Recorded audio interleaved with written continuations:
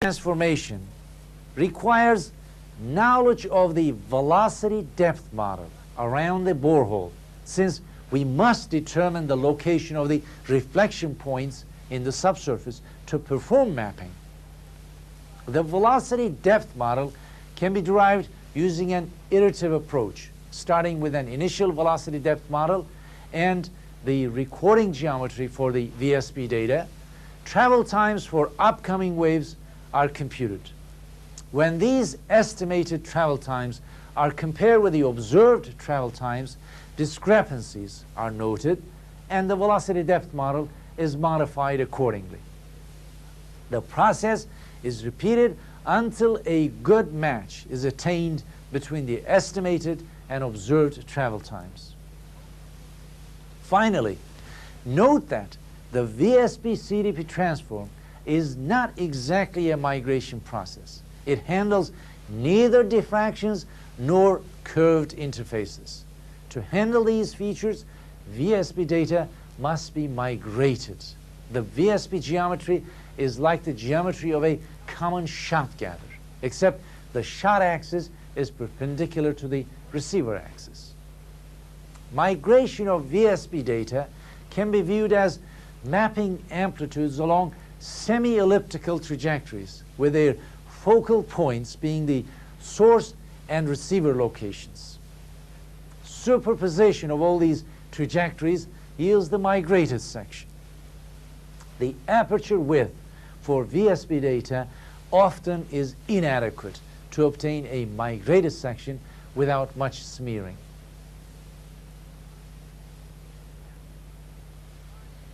A map is defined as a 2D surface, G of xy. Depending on the quantity being mapped, G may have many types of units. For example, gravitational attraction in units of milligals, magnetic intensity in units of gammas, elevation, or even times picked along marker horizons from seismic data. Here, we set the convention that the positive x-axis points eastward and the positive y-axis points northward. For many types of mapping, G of xy is a smooth function, and such a map can be analyzed in the Fourier transform domain. However, there are situations, as for isochrone and structure maps, in which the map function has discontinuities that represent faulting. A discrete map function is represented by a grid of mesh points over the xy plane. These mesh points commonly are spaced at equal intervals in the x and y directions. Maps usually are created from irregularly spaced observation values. Thus, the map function at a particular grid point must be computed by some fitting procedure. A local plane surface fitting procedure is in common practice. Consider an estimate G tilde of the map function G at a grid location using this plane surface.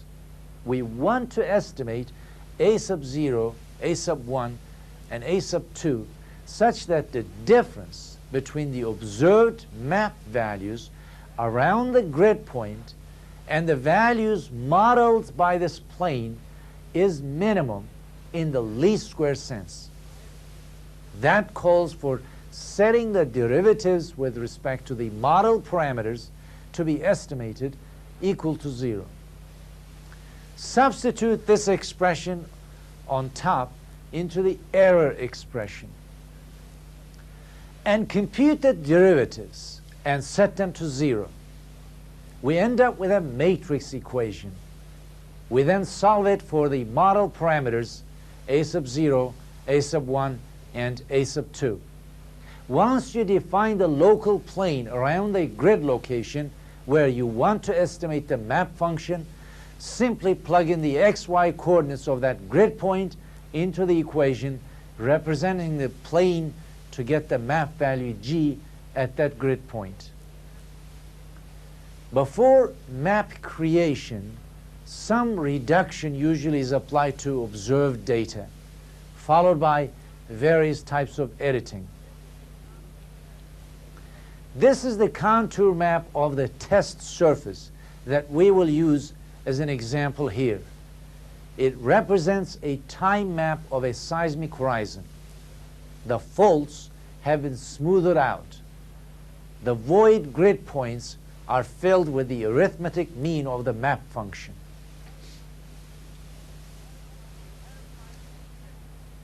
To clarify the objectives in digital processing of map data, consider the properties of the quantity represented by a map function.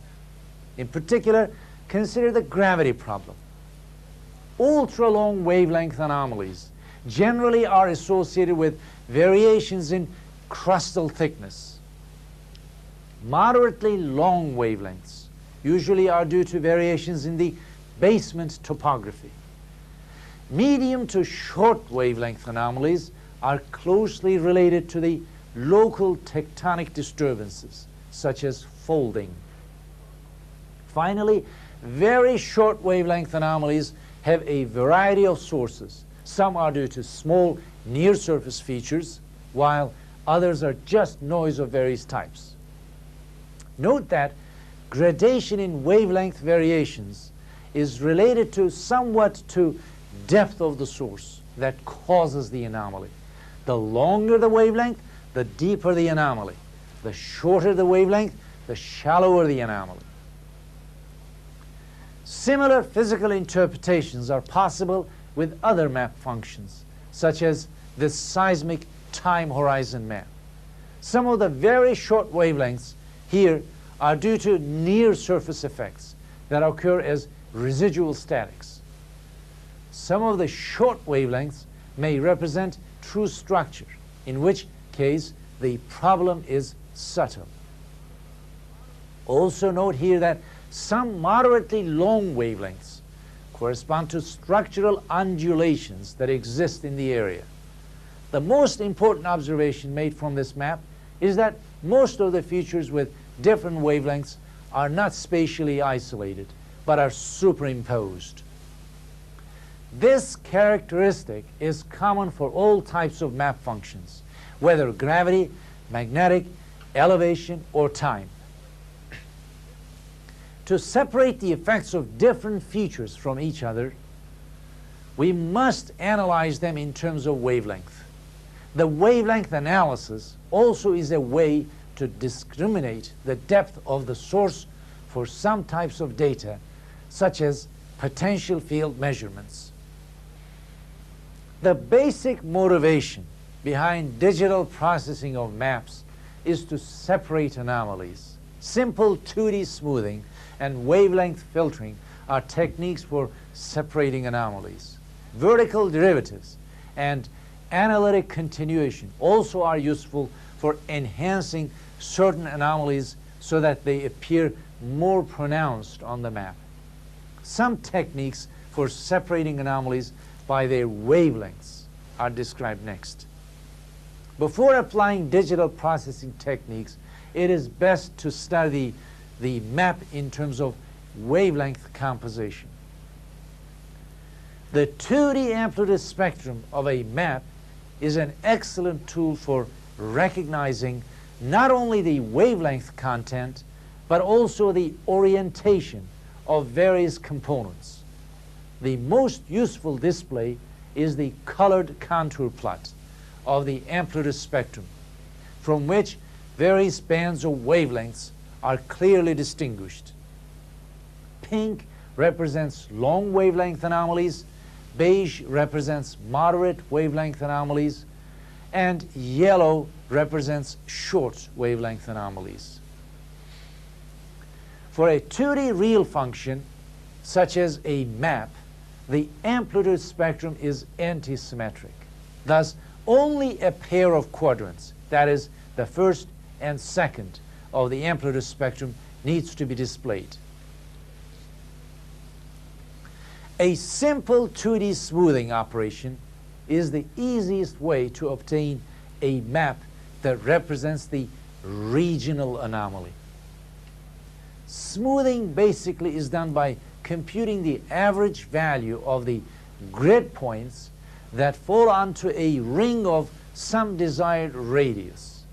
The center of the ring coincides with the output point. There is no reason why more than one ring should not be considered. For n concentric rings with m sub I points over the ith ring, the average value is given by this expression. Thus, the cumulative average G bar over n rings is given by this expression. Weighting factors, which depend on the distance from the center of the rings, often are used in smoothing algorithms. The residual anomaly is then defined by the difference between the actual grid value at the center of the rings and the average value computed. Consider the test map. After 2D smoothing using 15 rings, we get this regional anomaly map. We see that most of the very short wavelength features present in the original map have been eliminated. In general, the more rings, the more smoothing of the data. Note that the output of the ring method is relative. Depending on the nature of the objectives of map processing, this map, for example, may or may not be a good estimate of the regional anomaly. In most cases, determining what is regional and what is residual is a matter of interpretive judgment.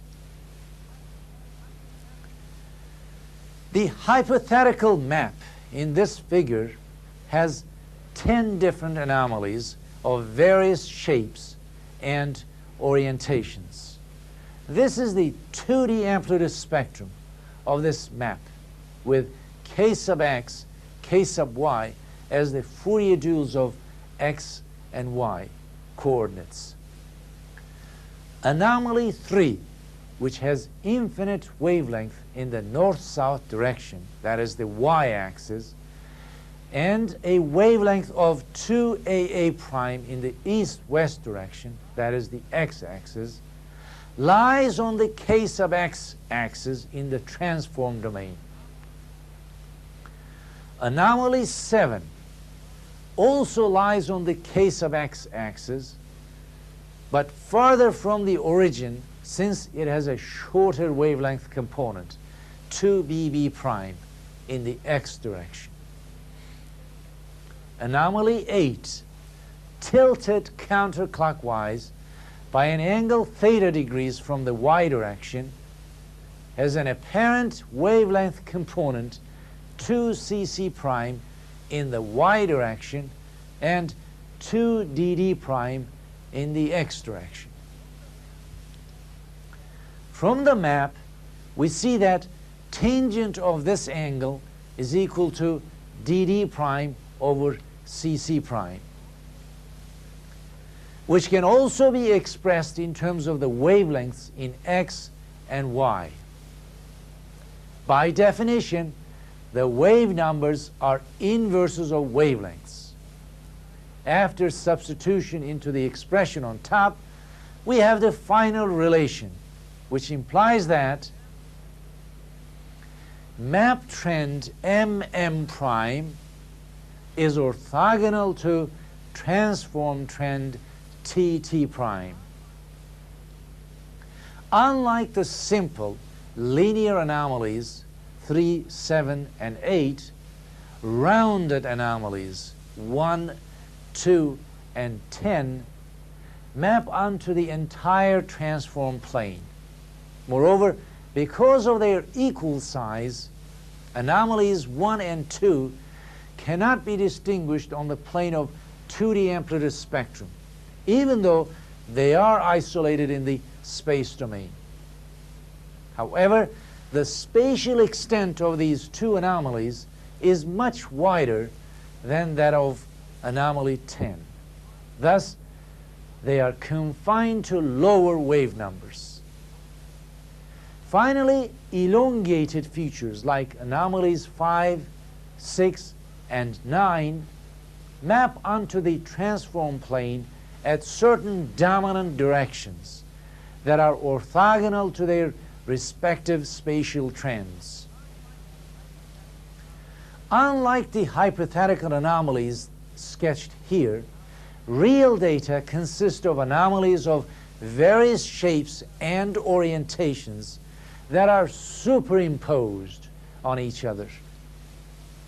However, in the transform domain, these anomalies can be separated in terms of their wavelength contents and orientations, something that cannot be achieved in the space domain. Thus, the transform domain provides a way to apply various filtering operations to a map. A band of wavelengths can be passed regardless of orientation, as shown by the radial filter transfer function in the kx, ky amplitude spectrum plot.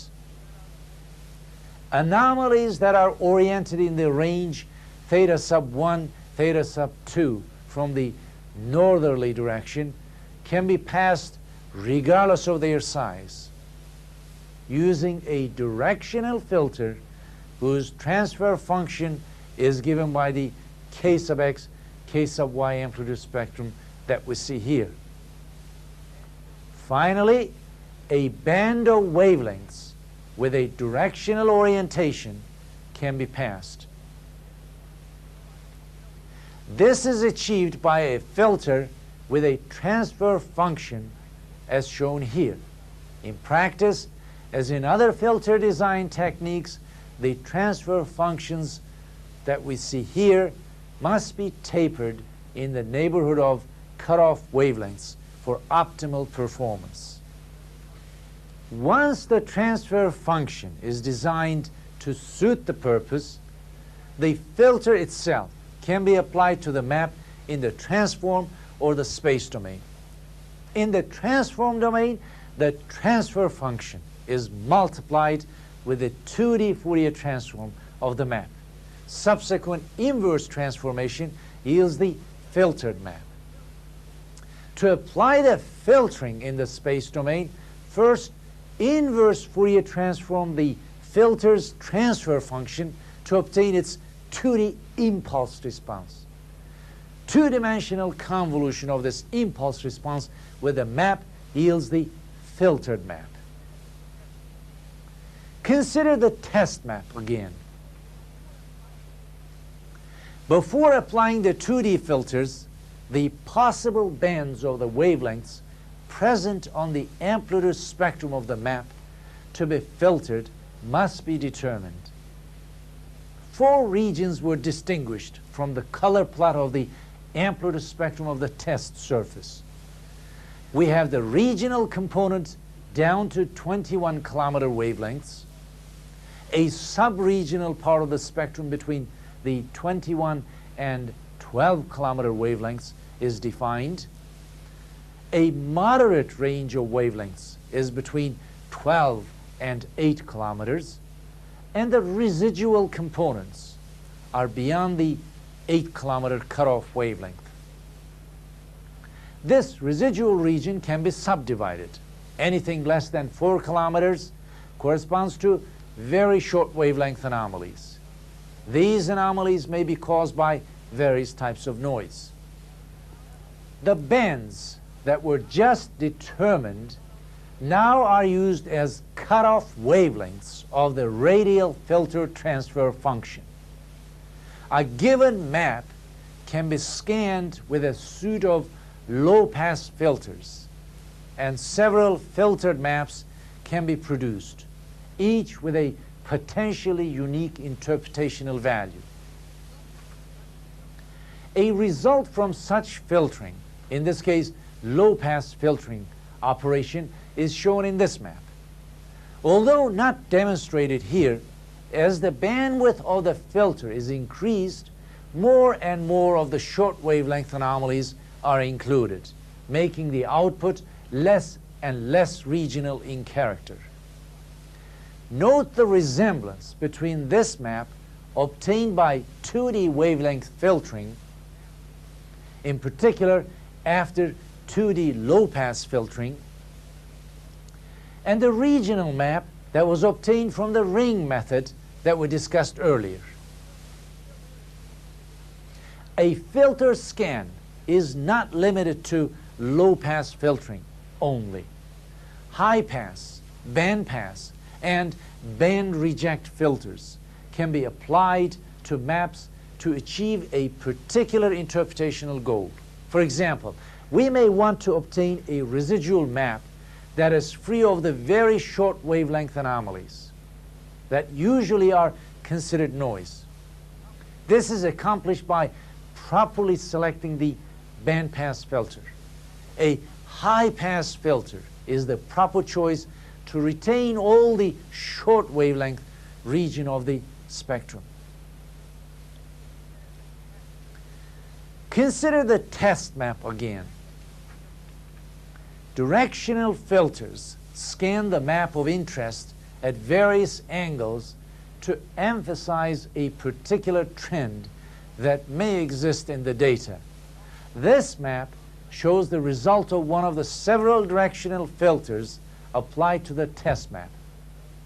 A low-pass radial filter was cascaded with each directional filter so that any regional trend could be delineated in the area. The results of directional filtering indicate the existence of a prominent regional trend approximately north 30 degrees west. In some cases, a certain band of wavelengths may have one dominant trend that is different from the trend of another band of wavelengths. This situation may imply a change in the tectonic setting over the geologic history in the area.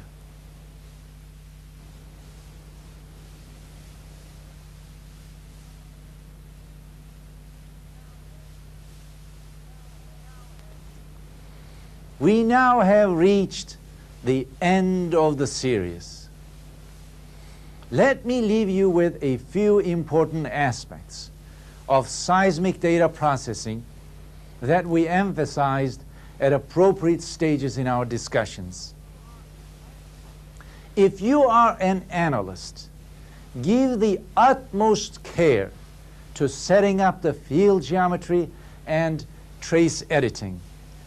The importance of these tasks should never be underestimated.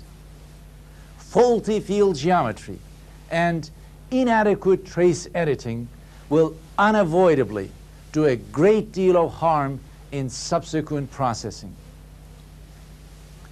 Pay close attention to statics and velocity estimation. If you have done these two important tasks with sufficient accuracy, chances are your final stack is close to being final. Increasing use of interactive workstations will undoubtedly improve our ability to accurately supply the field geometry and be able to estimate the statics and velocities with more efficiency. Avoid excessive parameter testing. If you're doing deconvolution tests, for example, use the autocorrelogram with careful interpretive judgment as to what part is associated with the source wavelet that you want to remove from the seismogram and what constitutes the multiple energy. Do not apply a process not warranted by the data you're dealing with. A deceptive situation is exemplified by this field data set. This is a portion of a CMP stack section from an overthrust region. At first, it appears that we're dealing with conflicting dips problem as manifested by these diffraction limbs. The first thing that comes to mind is to assure ourselves that we need to enhance and retain these events on the stack section. What is the tool to achieve our goal? Why, DMO, of course. This section, in fact, is with DMO processing. And here is the same data set without DMO applied. Well, is it any different from the section with DMO applied? Although some of the coherent energy associated with shallow scatterers has been attenuated, as we might anticipate with constant velocity DMO application, insofar as the conflicting dips, the main goal in applying the DMO correction, it really has not made any visible improvement. Why is that? It is not enough to have conflicting dips for the DMO correction to be required. The DMO correction is required when we have conflicting dips with different stacking velocities. The velocities associated with this data set are very high from top to bottom. And remember the properties of the DMO operator. The steeper the dip, the larger the offset, and the slower the velocity, the more the action of the DMO operator.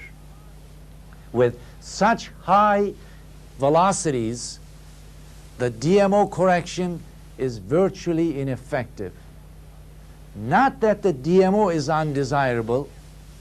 One should examine the dips and velocities before judging the necessity of the process needed for the particular data set. If you have applied DMO on your data set, be sure to migrate it with a steep dip algorithm. If you are an interpreter, you should demand to be provided with a detailed side label on the final displays, a sequential description of the processing sequence without denoting the specific processing parameters for each step can create difficulty in trying to identify any problems observed on a given section. Depth step size in migration, autocorrelogram window choice in deconvolution, maximum allowable shift in residual statics corrections, and maximum aperture width for the DMO operator. All should be clearly noted on the side labels.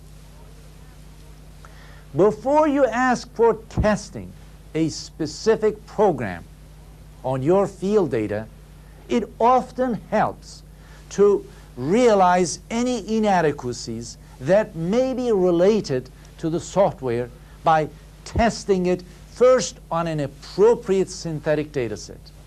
You should like to know what the impulse response of a migration operator, especially for 3D cases, and the impulse response of the DMO operator you intend to apply on your data set.